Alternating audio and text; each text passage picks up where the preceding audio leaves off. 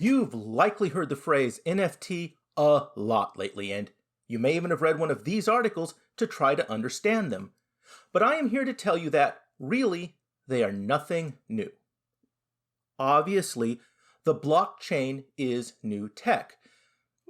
But in the context of NFTs, it's merely a ledger, it's a high-tech accounting book keeping track of what goes where. While the way it does it is innovative, the idea is as old as the hills. So, I'm not really going to touch on the technology behind how NFTs work, both because that isn't really my point, and because YouTube tells me that the people watching my videos probably don't need the refresher. No, the part that most people, myself included, have a hard time really getting a grasp on is the way NFTs confer ownership and what exactly it means to own an NFT. When we think of owning something, we often think of possessing an item. We even have the phrase that possession is 9/10 of the law. But I should warn you, I have not run that past any lawyers. But just having a thing does not mean you own it, as the library keeps reminding me. We might add in the concept of control. I own this Mach Zehnder lens. I can use it on my camera, sell it, or destroy it just for the lulz, and no one else has it. I think that's how most people generally think about owning a thing, but NFTs do not fit neatly into that box.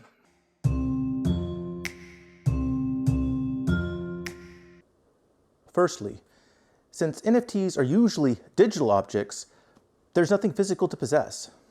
And in most cases, when someone owns an NFT, it can be viewed and even downloaded by almost anyone, even if they don't own it. And artists can make multiple NFTs from the same work. So it really muddles what we think of as the idea of ownership. The founder of Twitter, Jack, recently put his first tweet up as an NFT. It is also available for free on Twitter. A man named Paolo Zampoli created an NFT by burning an actual physical painting by Domingo Zapata, and the video was put up as an NFT that you could purchase.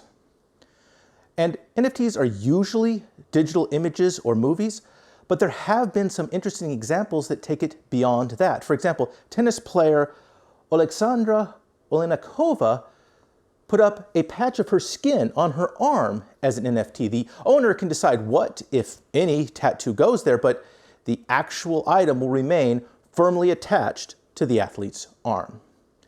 And my favorite, a man in Florida by the name of Emilio No Lo Creo rode a roller coaster and put the experience of it up as an NFT. You can own the specific feelings and sensations of one specific man on one specific ride. Good luck showing it off, though.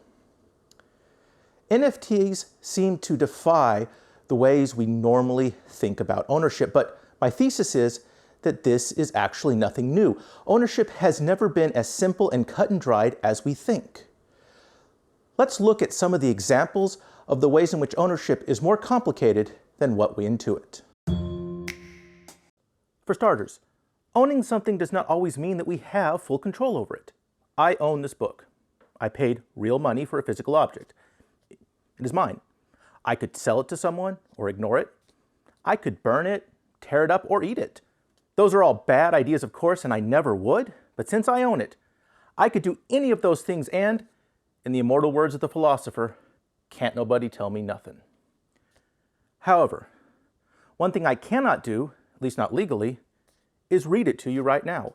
Despite owning the book, the ink inside, the words they spell out, I do not have the right to read it to you on stream because while I own the book, Randall Munroe owns the copyright.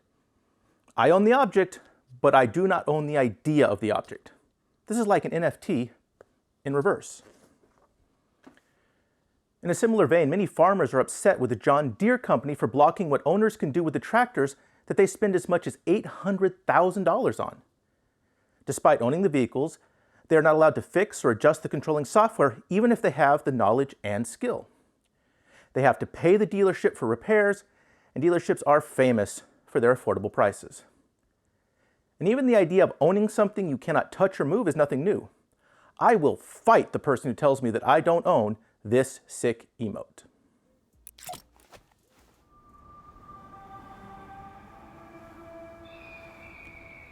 In 2009, thousands of people who had bought a Kindle and the book 1984 woke up to find that the book was gone. It turned out that Amazon had accidentally sold the book without the right to do so, hence the removal. But that was no consolation to the many students whose books and the digital notes they had taken on it suddenly vanished. Still, any student worth their salt could write at least 10 pages on the irony of this specific book being vanished.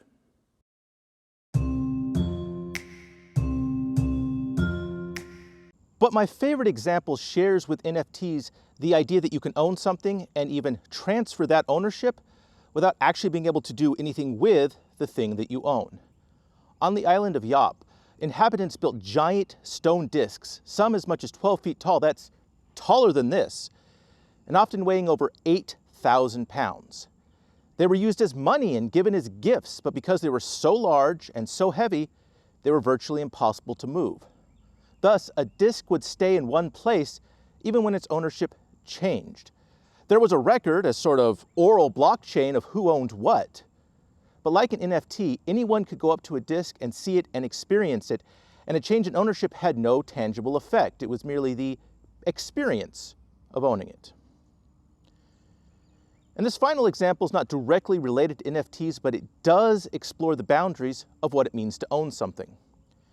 Right now, as I film this, there's a court case in Portland, Oregon, where a home rancher who raised chickens in his backyard is suing two teenage boys who, under the influence of an illegal substance, scaled over his fence, killed, cooked, and ate one of his chickens. In addition to pressing criminal charges, the man is claiming that in the process of eating, they incorporated parts of his possession into their bodies, and that in effect, he now owns parts of their flesh, specifically those parts that are incorporated from molecules from his chicken.